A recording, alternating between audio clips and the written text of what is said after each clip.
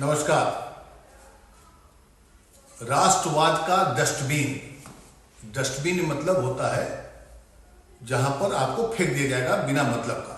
मतलब जब आदमी बेकार हो जाता है तो उसे डस्टबिन में फेंक दिया जाता है। तो राष्ट्रवाद के डस्टबिन में पड़ा है हमारे देश का रियल हीरो जिसके जीवन पर फिल्म बन चुकी है। जी हाँ, 11,000 फुट की ऊंचाई पर और -11 डिग्री -15 डिग्री सेल्सियस के कड़कड़ाती ठंड में एक व्यक्ति जिसका नाम है सोनम वांगचुक, वो भूख हड़ताल पर है। लेकिन देश की सत्ता पर काबिज न बीजेपी, न प्राइम मिनिस्टर, न होम मिनिस्टर, इनको कोई फिक्र नहीं है। वो लद्दाख की खुशहाली के लिए, लद्दाख की बहाली के लिए जो बीजेपी ने वादा किया था, उसकी मांगों को लेकर के अनशन में बैठा हुआ है। आपको मैं बता दूं कि राष्ट्रवाद के डस्टबिन शब्द मैंने क्यों प्रयोग किया। इसलिए कि ये सोनम वांगचुक वही व्यक्ति हैं जब 5 अगस्त 2019 को 370 धारा हटाई गई थी तो उन्होंने उस वक्त प्रधानमंत्री और होम मिनिस्टर दोनों को थैंक यू कहा था और उम्मीद जाहिर की थी कि लद्दाख का इसमें भला होगा। लेकिन वो खुद अब मानते हैं कि इसको समझने में बहुत बड़ी गलती हो गई। वो पिछले 20 दिन से अनशन पर बैठे हुए हैं कड़कड़ाती ठंड में। उनके साथ में 350, 500, 1000 की संख्या में लोग आ रहे हैं और जा रहे हैं। और वो क्या कर रहे हैं कि अब लद्दाख के लोग चीनी सेना में भर्ती हो जाएंगे, क्योंकि उनको अग्निवीर से उनका यकीन टूट गया है। सोचिए, वो एक ऐसा व्यक्ति है जो बता रहा है कि लद्दाखी लोग मायूस हो गए हैं क्योंकि उनका आरक्षण खत्म किया जा रहा है, क्योंकि लद्दाख में बाहरी शक्तियां आ गई हैं, बाहरी कंपनियां आ गई हैं और लद्दाख के लोगों का उसमें कोई प्रतिनिधित्व नहीं मिल रहा है। मतलब उनकी सुनवाई नहीं हो रही है। मतलब मैं कैसे लद्दाख में रह रहा हूं जहां पर उनकी सुनवाई नहीं हो, जहां के लोकल लोगों का। चीन और पाकिस्तान के सरहद पर ये जगह है लद्दाख, और वहां के लोग नाउम्मीदी के दौर में अपना जीवन बसर कर रहे हैं। ये बहुत ही खतरनाक पहलू है, संकेत है। जब सुनिए वांगचुक साहब ने क्या कहा अपने 20 दिन के अनशन के बाद। Good morning, friends. This is Sonam Wangchuk connecting with you from Ladakh in the Indian Himalayas. Today is the beginning of my 21st day of climate fast on water and salt. It's clear skies here and temperatures have once again dipped to -10. You can see the glass here all frozen, and together with me in these conditions are a record 350 people sleeping hungry outdoors. We are trying to remind and awaken the conscience of our Prime Minister, Mr. Modi, and our Home Minister, Mr. Amit Shah, to safeguard the fragile ecosystems of the Himalayan mountains in Ladakh and the unique indigenous tribal cultures that thrive here. We do not want to think of Modi ji and Amit Shah ji as just politicians. We would rather like to think of them as statesmen, but for that they'll have to show some character and farsightedness. This morning I was looking up the difference between statesmen and politicians, and this is what I found. A politician thinks of the next election. A statesman thinks of the next generation. There's another one that says a statesman is a politician who places himself at the service of the nation. A politician is a statesman who places the nation at his service. I think it should say a politician is a political person who places the nation at his service. And this is what Wikipedia says. Politicians are thought as people who will say or do anything to get elected or to gain power. A statesman is someone who does everything for the common good of the people he or she represents.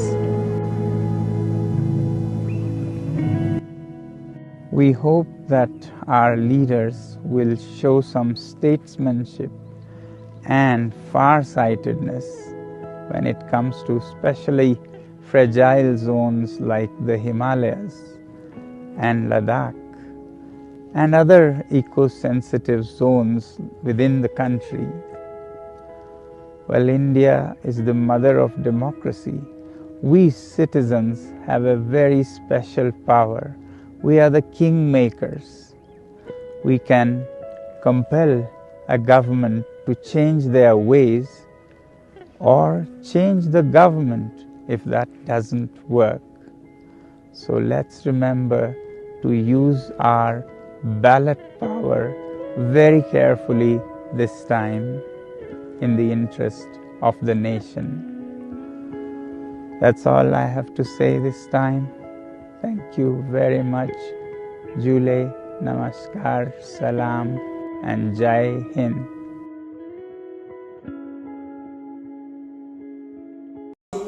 जो बातें कही वो आपने सुना, क्या कह रहे हैं कि मुझे प्राइम मिनिस्टर पर, मुझे इस सिस्टम पर, मुझे इस देश के नागरिकों पर, मुझे हर वो व्यक्ति पर उम्मीद अभी भी टिका हुआ है कि उनकी आंखें खुलेगी। और सबसे बड़ी बात कि उन्होंने कहा कि 370 हटने से अब लद्दाख बर्बादी की कगार पर जा रहा है। तो हुआ ना, राष्ट्रवाद का इन्फेक्शन या राष्ट्रवाद डस्टबिन में चला गया ना। कैसा राष्ट्रवाद? एक मिथ्य राष्ट्रवाद जिसके बलबूते पर आज पूरी राजनीतिक अवचेतना और चेतना में लड़ाई होती है, बातें की जाती है। राजनीतिक अवचेतना में एक शब्द आया है राष्ट्रवाद। कोई इसे फर्जी राष्ट्रवाद कहता है, कोई इसको असली राष्ट्रवाद कहता है। मैंने कहा कि राष्ट्रवाद के डस्टबिन में, जी हाँ, अगर आप कभी इसको राष्ट्रवादी बता रहे थे सोनम वांगचुक को, आज वही व्यक्ति जब अपनी मांगों को आपके पास रख रहा है, बोल रहा है, डिमांड कर रहा है, तो आपको उसकी कोई फिक्र नहीं। केंद्र की मोदी सरकार आंखें मूंदे हुए है। और सबसे बड़ी बात, देश की मुख्य धारा की मीडिया, मुख्य धारा मीडिया मतलब मीडिया, वो आंखें कान सब कुछ बंद किए हुए हैं। आपको याद होगा कि जब सोनम वांगचुक के जीवन पर एक फिल्म बनी थी थ्री इडियट्स, आमिर खान का, आपको रणछोड़दास छाछड़, और वो रैंचो स्कूल और उसकी पढ़ाई, उसकी जो विद्वता थी कि कैसे वो साइंटिस्ट बन गया, और वो पूरी फिल्म जो है एक सच्ची कहानी है। और सच्ची कहानी के हीरो हैं, नायक थे यही सोनम वांगचुक। आज ना फिल्म बनाने वालों को चिंता हो रही है, ना उस फिल्म पर कभी टीका टिप्पणी करने वाले पत्रकारों की कि क्या शानदार फिल्म बनाई है। हम में से बहुत कम ऐसे लोग होंगे जो कि थ्री इडियट्स फिल्म नहीं देखे होंगे। आप जाकर देखिए थिएटर में, आपको समझ में आएगा कि सोनम वांगचुक जो पिछले 20 दिन से आज 21वां दिन हो चला है, अनशन पर बैठा हुआ है, जहां पर सांसें क्या थम जाएगी, पानी तक जम गया है, और वो व्यक्ति कह रहा है, पुकार रहा है देश को कि भाई लद्दाख की मेरी बात सुनो, लद्दाख के आसपास स्थितियां बहुत जटिल होती जा रही हैं, खराब है। लद्दाख के लोग नाउम्मीदी पालने लगे हैं और ये अगर रहा तो यहाँ के जो गोरखा है वो चीनी सेना में भर्ती होने के लिए अब उत्सुक है। तो क्या हमारे ही देश के नागरिक एक दुश्मन देश में जाकर के भर्ती होगा? क्योंकि स्थितियां का जिस तरीके से वो वर्णन कर रहे हैं, बता रहे हैं हर रोज, अगर आप उनके ट्विटर हैंडल को जाकर देखेंगे तो आपको समझ में आएगी कि लद्दाख की स्थिति भयावह होती जा रही है। और हमारे राजनेता, खास करके जो सत्ता में बैठी हुई मोदी सरकार, प्रधानमंत्री श्री नरेंद्र मोदी जी और गृह मंत्री अमित शाह जी चुप्पी साधी हुए। यहां तक कि विपक्ष का नेता भी इस मुद्दे को नहीं उठा रहा है, थोड़ा बहुत अपना ट्वीट कर दिया, बात खत्म। और वो कह रहे हैं कि नहीं, मुझे अपने देश पर बहुत भरोसा है, बहुत भरोसा है, बहुत प्यार है। आज उन्होंने एक बात कही कि स्टेट्समैन क्या होता है और एक पॉलिटिशियन क्या होता है। स्टेट्समैन वो होता है जो देश के लिए जीता है, और पॉलिटिशियन वो होता है जो सिर्फ वोट के लिए जीता है। और विकिपीडिया में इसकी व्याख्या की, या सुनिए आप भी, समझिए।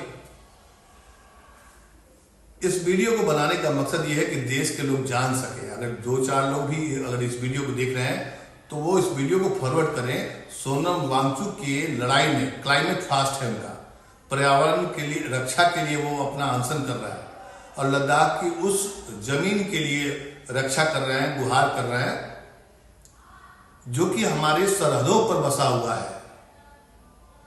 और अक्सर टूरिस्ट वहां जाते हैं, हम सब, मैं खुद गया हूं लद्दाख, ले गया हूं, शानदार जगह है, शानदार वहां के परिवेश है, लोग सीधे साधे हैं। और चूंकि वो चीन और पाकिस्तान के सरहद पर स्थित है और लगातार चीन की ओर से वहां पर जो जमीन का अतिक्रमण करने की जो सूचना आ रही है, जिसको मोदी सरकार बिल्कुल खारिज करती है। अगर वहां के लोगों की बात सुनेंगे, मानेंगे, समझेंगे तो आपको लगेगा कि नहीं, मोदी सरकार की जो बात है या दावा है बिल्कुल झूठा है। क्योंकि वहां के लोकल लोग चरवाहा जब जाते हैं अपने मवेशियों को चराने के लिए तो चीनी सैनिक उनको मना करते हैं। इसके बारे में भी एक वीडियो आया था, आपने देखा होगा सोशल मीडिया पर। मुख्य धारा के मीडिया से हमेशा शिकायत रहती है देश को, लेकिन अब तो ये तो एक तरह से अन्याय की पराकाष्ठा है कि आप खबर तक नहीं बताएंगे कि एक व्यक्ति जो कभी राष्ट्रवाद का हीरो माना जाता था और खुद 377 धारा हटाए जाने के बाद उन्होंने ट्वीट किया था, थैंक्स कहा था प्रधानमंत्री श्री नरेंद्र मोदी का और गृह मंत्री अमित शाह का, वैसे व्यक्ति की भी आवाज अब नहीं सुनी जा रही है। सोचिए हमारी और आपकी क्या दशा है। इसलिए ये वीडियो को मैक्सिमम लोगों के पास पहुंचाइए, बताइए कि हमारे देश की सरकार कैसे निष्ठुर होती जा रही है। और एक ऐसा व्यक्ति जिस पर जो राष्ट्रवाद का प्रहरी है, मतलब कि राष्ट्रवाद का झंडा उठाता है, वो अच्छी बातें करता है, वो विपक्षी पार्टियों की तरह नहीं आरोप प्रत्यारोप लगा रहा है, सिर्फ बातें रख रहा है कि हमारी मांगे भी सुनी जाए। लेकिन कोई प्रतिनिधि, कोई दल या सरकार का कोई भी मुलाजिम आज तक वहां नहीं पहुंचा। आप वीडियो देखिए, सोनम वांगचुक, उनका ट्विटर हैंडल वही खबर बता रहा है, वही खबर दे रहा है, और हर रोज उनके समर्थन में हजारों की संख्या में लोग वहां पहुंचते हैं। 21 दिन का अनशन,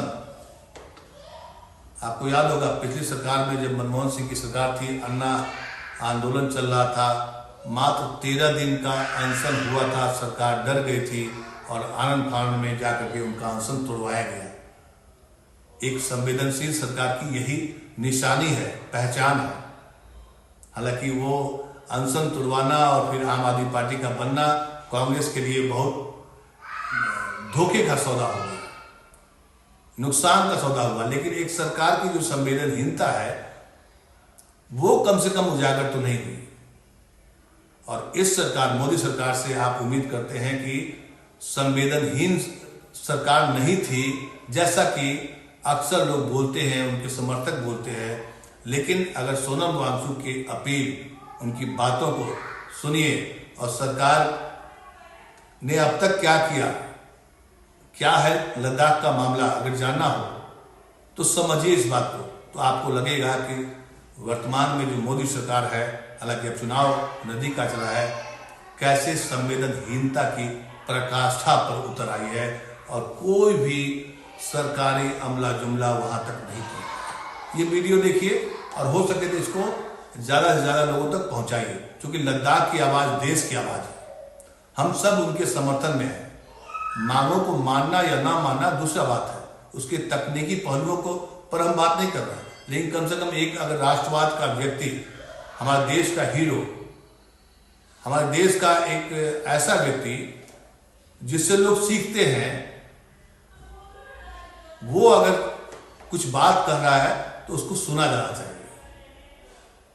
मैंने शुरू में कहा था कि राष्ट्रवाद का हीरो डस्टबिन में पड़ा हुआ है। वाकई ऐसा लगता है, क्योंकि आज 21वां दिन उनका अनशन का होने चला है और सरकार अभी तक कोई ऐसा कदम नहीं उठा पाई है जिससे लगे कि उसे चिंता है देश की, लद्दाख की, यहाँ की जनता की और राष्ट्रवाद के हीरो की। नमस्कार।